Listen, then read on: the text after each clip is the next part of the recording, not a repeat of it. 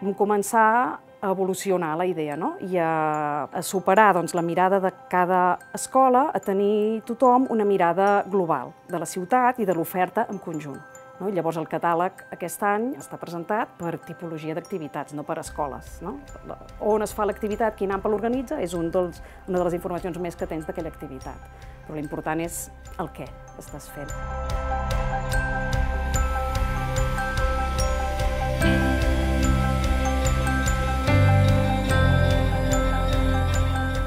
La proposta que vam fer va ser senzillament com ho veuríeu obrir les activitats que esteu fent.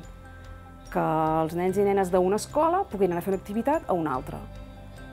Vam partir només d'aquest mínim i després a partir d'aquí vam anar construint l'oferta conjunta. La resposta va ser immediatament molt positiva per part de totes. No hi va haver reticències, pel que deia que ja fa molts anys que tenim experiència de treball compartit. Totes les AMPAs ja des de principi de curs designen la persona que va a xarxa AMPA i se sap que allà es fa un treball compartit. Per tant, no hi ha competència entre les AMPAs, hi ha esperit de col·laboració, ja existia. Per això vam poder-ho treballar tan ràpidament també, que es van agafar la proposta de seguida i la vam poder començar a construir. Cada AMPA parla amb els de la seva AMPA quins extraescolars es volen fer, quins no. Després tenim la reunió aquí, que també hi ha la Núria Font, que és la de l'Ajuntament, i diem, nosaltres volem fer aquests extraescolars. I a partir d'aquí, entre tots, treballem els dies, els horaris que ho fem a cada escola. Si oferim els mateixos extraescolars a totes les escoles, hi ha nens que tens 2 nens apuntats en una escola, 3 en una altra, 4 en una altra, això no es pot fer. En canvi, si ho ofereixes només en una escola, doncs dius, ostres, si els ajunto ja són 8 nens i es pot fer aquest extraescolar i tirar-lo endavant. Costa molt reclutar-los. Costa molt reclutar nens de secundària per fer extraescolars. Totes les AMPAs de secundària, tant de la pública com de la concertada, treballem conjuntament. Per tant, oferim activitats i a aquestes activitats s'hi pot apuntar qualsevol alumne.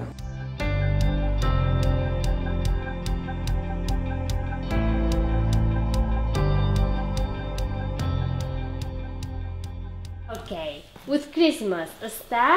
Circle. This is geometric forms, yes? Geometric forms, the circle... Tenim infants de 3 a 5 anys i el que intentem treballar és l'inici de la llengua anglesa, començar a establir coneixements bàsics a partir del diàleg, encara que no entenguin res, sempre oferir paraules, alguna petita frase constructiva. Davant i una darrere. Això, molt bé. Hi ha molts professors que ja a l'educació física ja integren el circ, no? Però aquesta és una altra manera d'anar integrant el circ en la societat, no? I de quina millor manera que a través dels infants.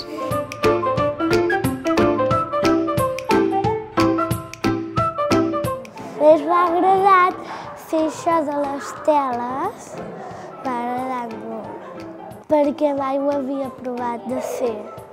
Jo el que em va agradar que en el catàleg hi havia moltes extraescolars i ell va, per exemple, al Carme Badruna i les que em van agradar van ser les d'aquí al col·le. I vaig dir que està bé, que puguis triar l'extraescolar, tant fa on sigui o on es faci.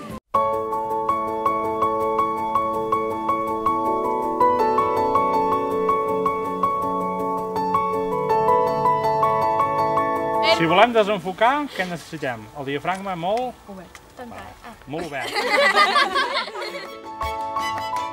L'important és que aprenguin a veure, a composar i a situar els elements a dins de la fotografia. I, evidentment, els deixem fer molt, que facin una mica la seva. I llavors és quan realment surt la creativitat que tenen, i més a aquesta edat. A mi m'agrada fotografia perquè quan em van dir l'optativa vaig dir que estava guai perquè em cridava molt l'atenció això de les càmeres i com anava. També és una manera d'aprendre-ho i passar-t'ho bé, perquè ja coneixes a la gent que hi ve.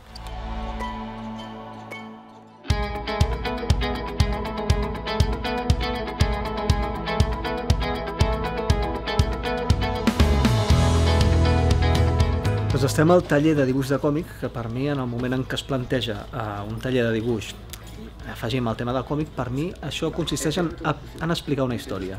No és només dibuixar, no és només taller de dibuix artístic, diguem. Per tant, aquí el que trobo molt interessant és que els nois, en mesura de les seves possibilitats, puguin ser capaços d'explicar una història amb els seus recursos. No fa falta dibuixar una cosa exacta, sinó que nosaltres podem fer els dibuixos que vulguem sense que ningú ens pugui jutjar del que dibuixem. El nostre centre, que és l'Institut d'Altera, és un centre que obrim totes les tardes. L'única tarda que no obrim és el divendres, però les altres tardes és des de les 8 del matí fins a les 6 de la tarda. I sempre tenim canalla, perquè nosaltres ofertem moltes activitats de forma gratuïta als nostres alumnes, des d'estudi assistit, coral. És una manera també de poder fer arribar les extraescolars a més nanos que potser per la situació econòmica, social que tenen no hi podrien arribar.